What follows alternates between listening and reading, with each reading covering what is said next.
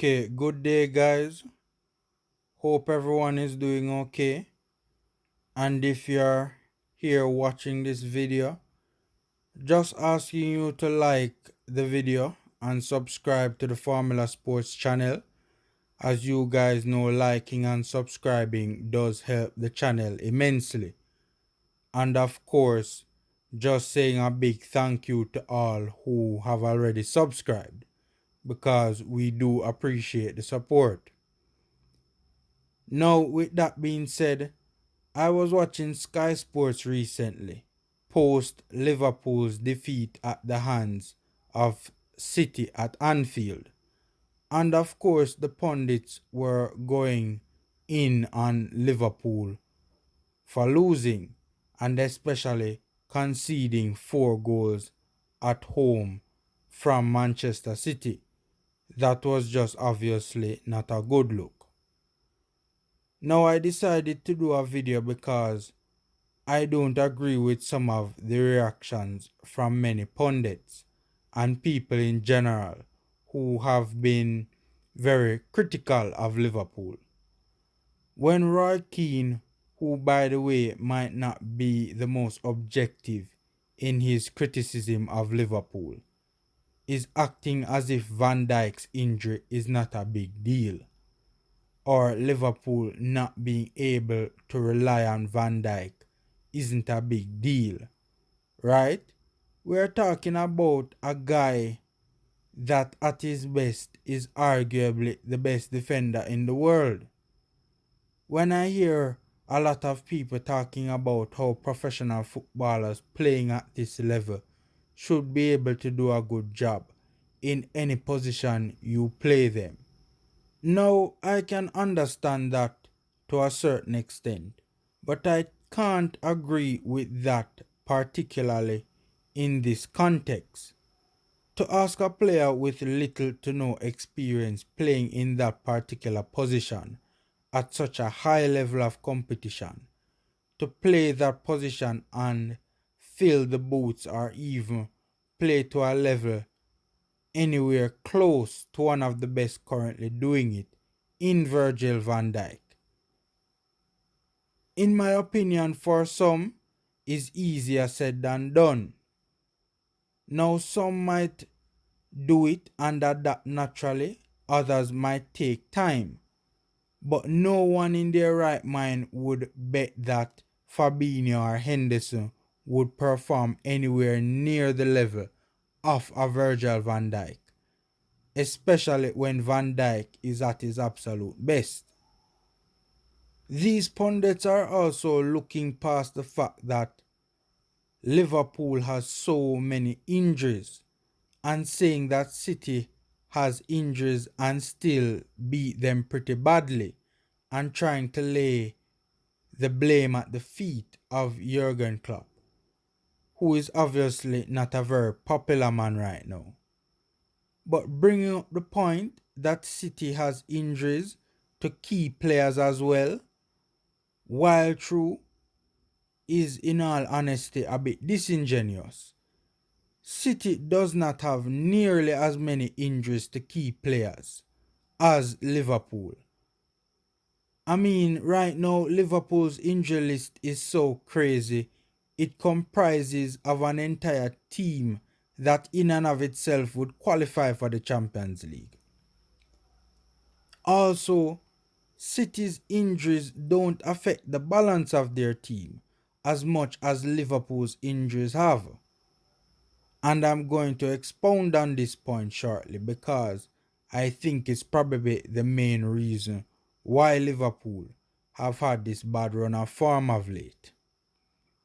But what makes this comparison to City's short injury list even more disingenuous is that context matters, especially this season where depth is so important, because the crunch fixtures could really have an impact on the current players where fatigue is concerned, and many people have criticized Klopp over the last couple of years, especially now, for not rotating his squad enough, and this may probably be fair. But you would also think that this lack of rotation would have led to burnout a long time ago. I mean, this Liverpool dynasty has been going for quite a while now, couple of years in fact. But I do think that if Klopp didn't have so many injuries, he would have rotated and rested more first team regulars this season. The ones who have managed to keep fit so far, give them a breather from time to time. And of course, he was the one who was really pushing for the 5 substitutions to be implemented. But to be fair, when I think about it, there have been many times during last season and the season before where Liverpool did look jaded and the performances was less than convincing. But yet still, they still managed to win those games. So I don't know, were all these results just fortune or it just being their time at that particular moment? Who knows? But I do highly doubt this because Jurgen Klopp's success has been proven on a number of occasions, both in this Liverpool dynasty and previously. But it is facts that this season is a different context entirely because of the crunched fixtures. So having a big squad this season is key. Now, as it pertains to Klopp all of a sudden becoming a bad coach or being figured out, as many are saying, right? My question is, just being figured out? Finally, after all these years of success across multiple clubs, across multiple leagues? Now, I would love to know what the hell can Klopp do about Liverpool's not so convincing run of form in recent times. Even with regards to all the centre-backs who have been out over this bad stretch of games, the fact of the matter is that it's not only Liverpool's defence that has been affected by all of these missing centre-backs, it's also the midfield. And this brings me to my point about the balance of the Liverpool team. Because the main issue isn't even that Fabinho and Henderson are playing in the back line. It's the fact that the midfield is also affected by their absence. Because the midfield, in my opinion, has been unbalanced. Because individuals like Fabinho, who would normally be tasked with putting out fires in the middle of the park and protecting the backline, including covering for and helping out the fullbacks in 1v1 situations, have to be playing at centre back. And Liverpool don't have anyone else in the midfield who can do these things, certainly not at the level that the likes of a Fabinho does it. I mean, when you look at all the players Klopp has been playing in midfield, for instance, a Thiago, that's clearly not his speciality. And he obviously wasn't brought to Liverpool to do that either. But Klopp can't play Fabinho and Henderson in midfield alongside Thiago because they are needed in defense at this moment in time. And by the way, added to the fact that during this bad run of games for Liverpool, Fabinho himself was also out for a couple of games. So I don't think a lot of people have been properly diagnosing the problem as it pertains to what is happening with Liverpool. It's not that Thiago is necessarily slowing down the game, and that is why Liverpool are losing. The main problem, in my opinion, is that right now Liverpool doesn't have the midfielders to quote unquote do the dirty work. in giving adequate protection to the backline and especially the fullbacks. And the injury to Van Dijk and all the other centre halves has merely caused Klopp to move those type of midfielders into defence. Even watching the match on Sunday, I'm sure Trent Alexander-Arnold would have loved to have had help in those 1v1 situations he found himself in against Sterling. I mean, he did okay in the first half, but Raheem certainly got the better of him in the second half, which also led to the breakthrough goal for Manchester City. So for those saying Thiago is the problem, the fact of the matter is that Thiago is a world-class player who was a starter up until his departure in the summer for Bayern Munich, the reigning European champions. It's very rare that a player of that ilk does anything other than make every team he plays on better. So in my estimation, Thiago is an improvement to this Liverpool squad and any squad that he finds himself in. So, people need to relax. Liverpool aren't finished and they still have one of the best squads in Europe.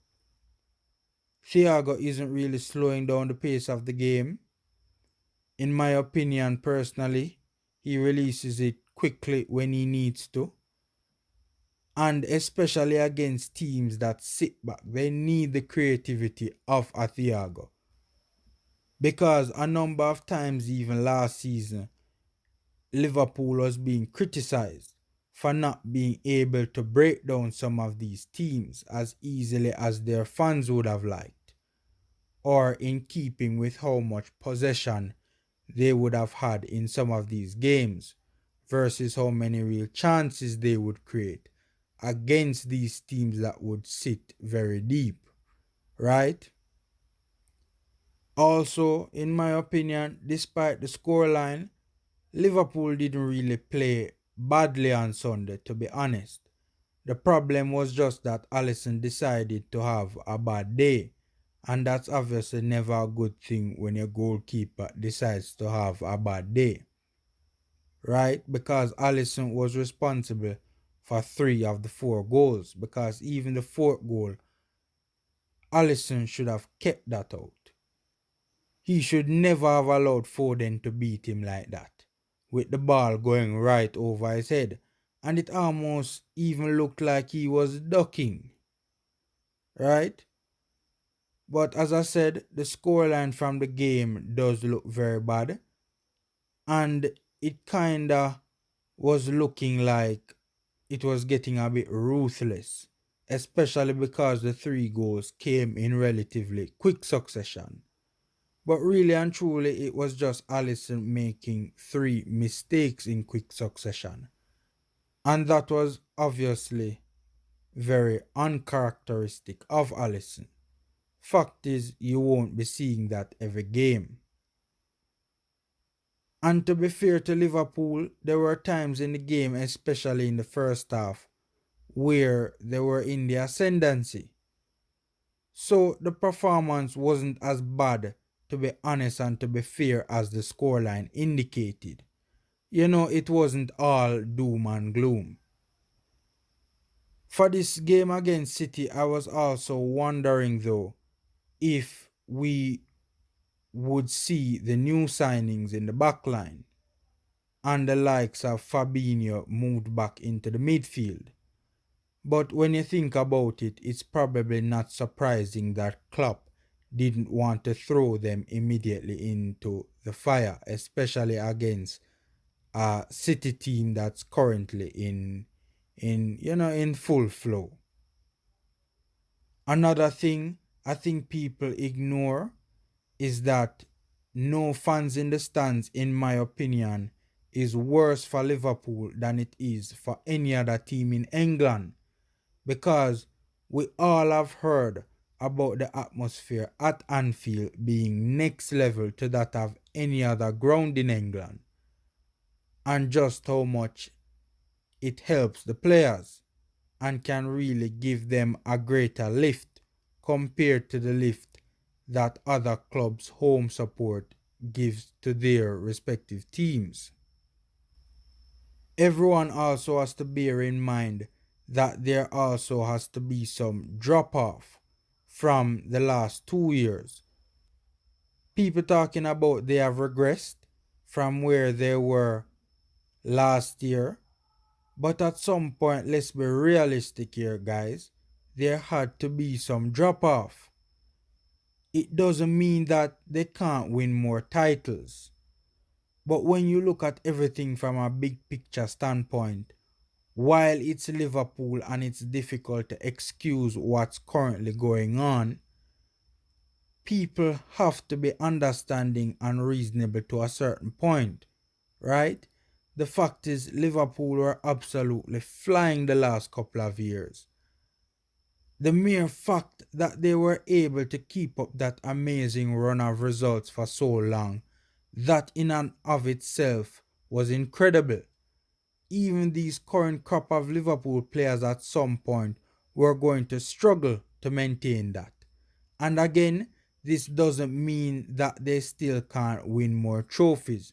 They just probably won't be as dominant as they have been in the last couple of years. And that, in my opinion, is understandable because the heights that they had managed to reach in the last 2 or so seasons, to be honest with you, man, it was just almost unreal at times. Right? They just kept on winning game after game after game. No matter what happened in the game, they just kept on winning. People also talking about the front three needs to be replaced. And we all know people have been saying that for some time now. You know, there has always been a debate surrounding especially Bobby Firmino. But I don't think that this is the problem why Liverpool is going through this bad patch. These players haven't just all of a sudden become bad players, guys. I mean, we're talking about the same players that ran through the league last year, right? And long before the season was even finished, it was almost mathematically impossible for them to lose. So I think they're still good players. I just think that some of them are probably going through a bad patch of form right now for whatever reason. And they are human, and players will go through this from time to time. That's entirely reasonable. And I think many will disagree with this. But I do think that they are entitled to some clemency for this. You know, for sure, with what they have done for the last couple of years. And while I do understand that the pressure of playing for a club like Liverpool is immense, and the reaction, you know, people tend to be very reactionary, and these sort of reactions help to keep the players on their toes. You know, some of the reactions have just, to be honest with you, in my opinion, have just gone too far. Right? Too far. So people need to take it easy. Especially Liverpool fans need to be a little bit more patient, in my opinion. And all of this nonsense as well, all of this Salah hate, just plain and simply needs to stop. I mean, this guy is in his 4th season at Liverpool and is well on his way to getting a 3rd golden boot as a winger. Not even as an out-and-out striker, as a winger.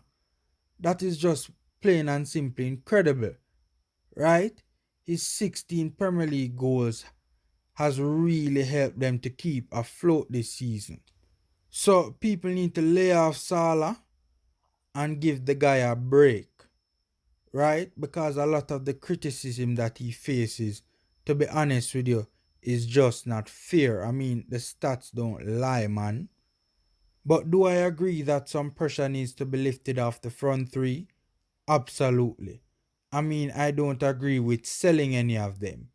But, rotating them every now and again and keeping them fresh, of course, no doubt about it. And that's why Klopp brought in Jota. But of course, we know what has taken place there again. He's out injured, so that right now just isn't possible. But the fact of the matter is that most teams have had bad patches this season. And, the cramped fixtures does not help Liverpool either. It further compounds all these problems they're having as well, especially regarding Liverpool not being able to rotate their players, which is definitely needed this season, guys, with what is taking place with the cramped fixtures because of the late start. And as I stated earlier, you just cannot expect Liverpool to continue doing what they were doing last season. What they were doing last season was just unsustainable, right? Just was not sustainable. And I do think that they are being judged against that backdrop of what took place last season. Unfairly so, in my opinion. I also heard Roy Keane speak on them seemingly having a hangover from winning the Premier League last year. And, that's probably true. Probably, not as much fight is there as what was there last season when they were disappointed from the season before that they lost the league by a point. And they were probably also very determined not to let Manchester City win it for 3 years in a row. Plus, their own 30-year wait as well would have been additional motivation for them to put out the effort that they had put out last year. And again, this is a reasonable point. I do, think that if this is the case, you obviously cannot be playing for Liverpool and not putting out the same amount of fight you do on an every game basis. This is a fair criticism of them, in my opinion, and a fair conclusion for Roy Keane to have arrived at. So the moral of the story is that injuries and fatigue from cramped fixtures is probably the main reason for Liverpool being atop the league and then falling off so dramatically. Because people who are saying Liverpool is finished seem to forget that they were sitting pretty atop the league at about halfway through the season. Everything bad that can happen to them is happening to them at the same time, right? In my opinion, everything that can go wrong has gone wrong for Liverpool this particular season. And the criticism of Thiago and especially Klopp have been very harsh. Very, very harsh and unfair.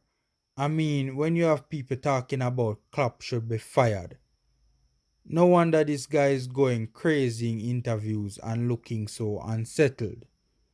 Right? I mean, Liverpool fans must just be patient and Liverpool fans must be very, very careful about what they wish for, especially regarding Jurgen Klopp's future. So alright guys, that's my 2 cents. Enjoy the remainder of your day and take care until next time.